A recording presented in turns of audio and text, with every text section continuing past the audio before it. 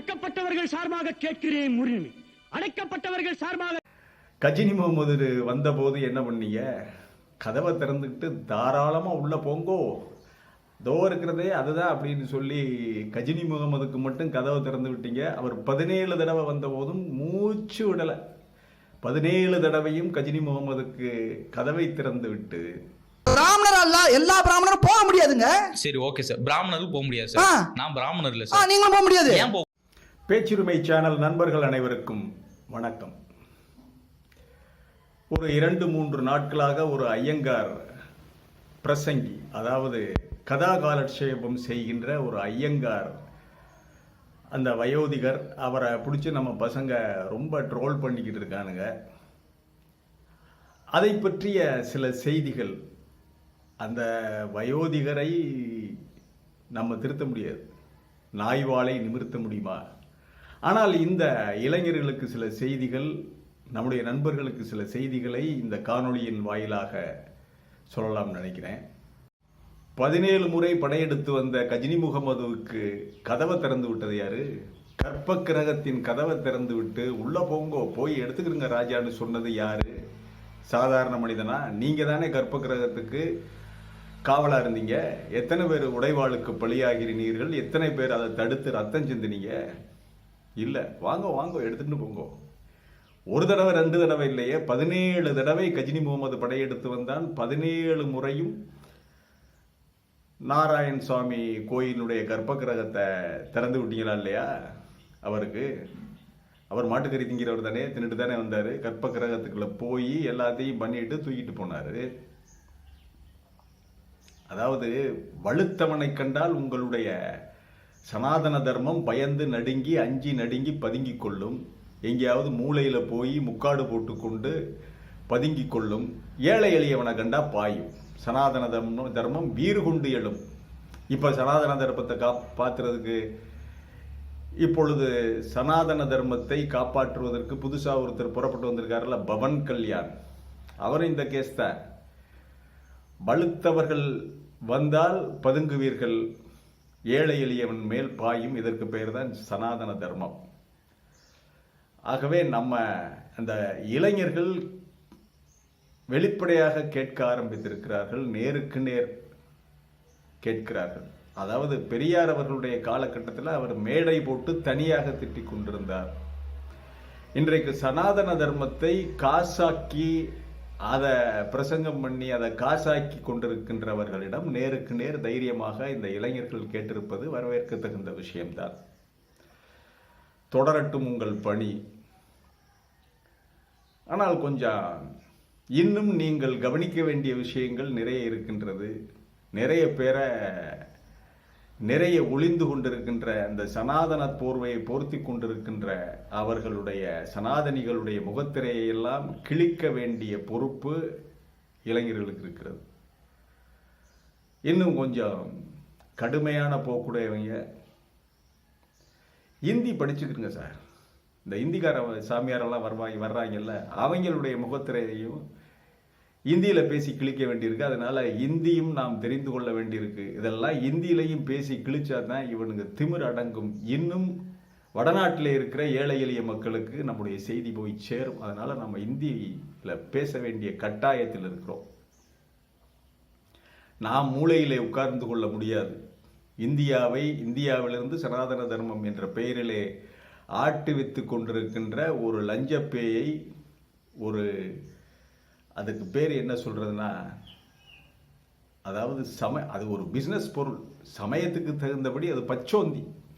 சுருக்கமாக சொல்றோம்னா, இருக்கிற இடத்துக்கு தகுந்தபடி தன்னுடைய நிறத்தை மாற்றிக்கொள்ளுகின்ற. அமெரிக்காவுக்கு போனா வெள்ளைக்காரனை பார்த்தா சனாதன தர்மம் வேறு வேடம் போடும். ஆப்பிரிக்கனை கண்டா ஒரு வேடம் போடும்.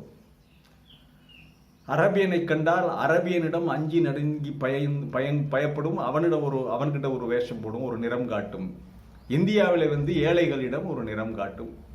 ஆகவே சனாதனத்துக்கு பெயர் பச்சோந்தி தான். பச்சோந்தித்தனமான ஒரு விஷயம்தான். இடத்துக்கு தகுந்தபடி அதை மாற்றிக்கொண்டு காசு பார்க்கின்ற ஒரு விஷயம்தான் சனாதன தர்மம். இவர்கள் கையாளுகின்ற தர்மம். அதுல அவங்க வேதத்துல என்ன சொல்லியிருக்காங்கன்னு நமக்கு தெரியாது. ரெண்டாவது, இந்த மாதிரி உள்ள பழைய காலத்து ஆள்கள் பழைய விஷயங்களே பேசிட்டு அதிலே காசு பார்த்துக்கிட்டு அதையே வாழ்க்கை தான் இது பண்ணிக்கிட்டு இருக்கவங்களுக்கு இவங்களுக்கு ஒரு சில விஷயங்கள் வந்து தெரியுதே இல்லையா? பைத்தியக்காரங்களா இருக்காங்க, முட்டா பயலா இருக்காங்க. இப்போ ஒரு திருச்சி கல்யாணராமன் ஒரு ஒரு பிரசங்கி ஒருத்தர் இருக்காரு, கதா காலட்சம் செய்கிறவர். அவர் என்ன சொன்னாரு சொன்னா, அந்த பிரம்மயக்கத்தை நாங்க பண்ணலாமா? நீ பண்ணப்படாது, நீ பாவம் தான். என்ன பாவம் வேணாலும் பண்ணுடா, என்ன பாவம் வேணாலும் பண்ணு. 100 ரூபாயை கொண்டாந்து என்கிட்ட கொடுத்துட்டு ஒரு வேஷ்டி எடுத்துக்கோ, ஒரு 100 ரூபா வச்சு என் காலில் கும்பிட்டு விடு, உன் பாவத்தை நான் ஏற்றுக்கிறேன், நான் பாவம் முடிஞ்சிச்சு. இல்லை, நீ என்ன வேணாம் பாவம் வேணாலும் வச்சு பண்ணிக்கிட்டே இரு, பண்ணி வந்துக்கிட்டே இரு. 100 ரூபா கொடுத்துட்டு ஒவ்வொரு பாவமாக பண்ணு. சரி, உங்கள் வீட்டிலே ஏதாவது அவன் சில்மிஷம் பண்ணிவிட்டாங்கன்னா, உங்கள் வீட்டுக்குள்ளே ஏதோ ஒரு சில்மிஷம் பண்ணிவிட்டான்னு வச்சுக்கோங்க. அநாகரிகமாவெல்லாம் பெண்களை தொட்டெல்லாம் நான் பேச விரும்பலை. சம்மதம் இல்லாமலோ சம்மதித்தோ ஏதோ ஒரு சில்மிஷத்தை பண்ணிட்டு வந்து மாமா மன்னிச்சுடுங்கோ அப்படின்னு சொல்லி காலில் கும்பிட்டு விழுந்து ஒரு 100 ரூபா வச்சு கொடுத்துட்டா, நீ அதை வாங்கிட்டு அந்த பாவத்தை ஏற்றுண்டு நீங்கள் போவீங்களா? இல்லை, ராஸ்கல் இவனை சும்மா விடப்படாதுன்னு சொல்லி வீட்டில் இருக்கிறவங்களை கூட்டிகிட்டு போய் போலீஸ் ஸ்டேஷனில் கம்ப்ளைண்ட் பண்ணுவீங்களா சார்? அவன் மேலே சட்டப்படி நடவடிக்கை எடுக்க வேணாம்? தண்டனை வாங்கி கொடுக்க வேணாம்? தண்டனையை சனாதன தர்மமாக வாங்கி கொடுக்கும். 2 பேரை தண்டிச்சா தானே பயப்படுவான் மற்றவன், திருந்துவன். சனாதன தர்மத்தில் இதுக்கெல்லாம் வழி இருக்கா? அப்போ ப்ராக்டிக்கலான விஷயம் என்ன?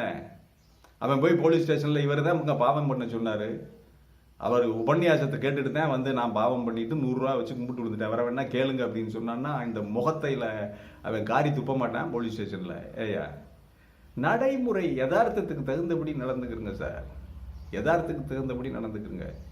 இன்னொரு ஜோதிடர் ஒருத்தர் இருக்கான், ஒரு தடிப்பைய. அவன் என்ன சொல்றான், நீங்க எந்த இது வேணாலும் பண்ணுங்க, எந்த பாவம் வேணாலும் பண்ணுங்க, காலையில் விநாயகர் பாதத்தில் ஏதோ ஒரு பச்சிலை ஒன்று சொன்னாயா, அந்த இலையை வச்சு கும்பிட்டு விழுந்துருங்க, அவ்வளவுதான் உங்க பாவம் கழிச்சு. ஏன்னா என்ன, அப்போ என்ன திருட்டுத்தனம் அயோக்கியத்தனம் வேணாலும் பண்ணுங்க, ஆனால் ஒரு இலையை, அந்த குறிப்பிட்ட இலையை வச்சு கும்பிட்டு விழுந்துட்டா பாவம் போயிரும்னா, மற்ற நாடுகள்ல எல்லாம் என்ன நிலைமை எப்படி இருக்குது? இப்போ இஸ்லாமிய மார்க்கத்தில் என்ன சொல்கிறாங்கன்னா, ஒரு குடும்பத்துக்கு நான் தீங்கிழைத்து விட்டேன் அப்படின்னா அதற்கு இந்தந்த தீங்குக்கு என்னென்ன தண்டனை, திருடனா கையை வெட்டுறது, கொலை இதை செய்தால் கழுத்தை வெட்டிடுவேன். இப்போ ஏதோ எனக்கும் ஒருத்தருக்கும் கொடுக்கல் வாங்கல் பிரச்சனை, அதில் நான் ஒருத்தரை க்ளோஸ் பண்ணிவிட்டேன்னு வச்சுக்கிறேங்க. அவன் என்ன பண்ணுறான், அந்த குடும்பத்தில் எல்லாரையும் கேட்பான், தீர்ப்பு இவனை கொல்றதுன்னு முடிவு பண்ண உடனே நீங்கள் மன்னிச்சிடுறீங்களா, இவரை மன்னிச்சு குறைஞ்ச தண்டனை கொடுக்குறீங்களா? இவர் மன்னிப்பு கேட்கிறார், தன்னுடைய தவறுக்கு வருத்தம் தெரிவிக்கிறார், மன்னிப்பு கேட்கிறார். உங்கள் வீட்டுக்காரரும் அப்படி பண்ணியிருக்காரு, அதை மன்னிச்சிடுறீங்களா? இல்லை, கழுத்தை வெட்டிடுவான்னு அவங்க கேட்குறாங்க. அதே சமயம் சின்ன குழந்தைகளாக இருந்தால், அவருடைய வாரிசுகள் சின்ன குழந்தைகளாக இருந்தால், அவங்க 18 வயசு வர்ற வரைக்கும் காத்துக்கிட்டு இருந்து 18 வயது ஆனதுக்கு பிறகு இந்த வாப்பா இந்த மாதிரி உங்களுக்குள்ள பிரச்சனை, உங்கள் அப்பாவுக்கும் அவங்களுக்கும் பெரிய பிரச்சனையாகி இந்த மாதிரி ஆகிப்போச்சு, நீங்கள் மன்னிக்கிறீங்களா? இப்படி கேட்டுட்டு தான் பிறகு தண்டனையை நிறைவேற்றுகிறார்கள். அதே போல் கிறிஸ்தவ மார்க்கத்தில் மன்னிப்பு கேட்பது, முட்டிக்கால் போட்டு இறைவனிடம் மன்னிப்பு கேட்கிறது, அதுக்கு பிறகு பாவம் பண்ணுறா இது பண்ணுறா அது வேற விஷயம். ஆனால் செய்த தவறுக்கு மனம் வருந்தி மன்னிப்பு கேட்கணும்னு எங்கேயுமே சொல்றீ இல்லையடா. எதையாவது ஒன்றத்தை பரிகாரம் தானே பண்ண பார்க்குறேன். மன்னிப்பு கேட்கறதே செய்த தவறை நினைத்து வருந்துவதும் கிடையாது, மன்னிப்பு கேட்பதும் கிடையாது. அதெல்லாம் சனாதன தர்மத்துக்கு உடன்பாடே இல்லை. நீ ஐயர்காலில் கும்பிட்டு விழு 100 ரூபாயை கொடுத்து, எந்த தப்பை வேணாலும் பண்ணிட்டு பிள்ளையார் காலில் சிலையில் ஒரு இலையை வச்சு நீ கும்பிட்டு விழுந்துட்டு பாவம் போயிருச்சுன்னா உன் வீட்டிலே கொள்ளையடிச்சுட்டு கண்ணை வச்சுவிட்டு கும்பிட்டு விழுந்தா சரியா, நீ ஒத்துக்குவியாயா? இப்படித்தான் இவர்களுடைய சொல்லும் செயலும் இருக்கிறது. இதையெல்லாம் நடைமுறை வாழ்க்கையை பாருங்கய்யா, நடைமுறை வாழ்க்கை யதார்த்த வாழ்க்கைக்கு தகுந்தபடி நீங்கள் மாற்றிக்கிறணும் உங்களை. நீங்கள் சனாதனிகளாக இருங்க, சனாதன தர்மத்தை உங்கள் வீட்டில் கடைப்பிடிங்க, எல்லாம் பண்ணுங்க.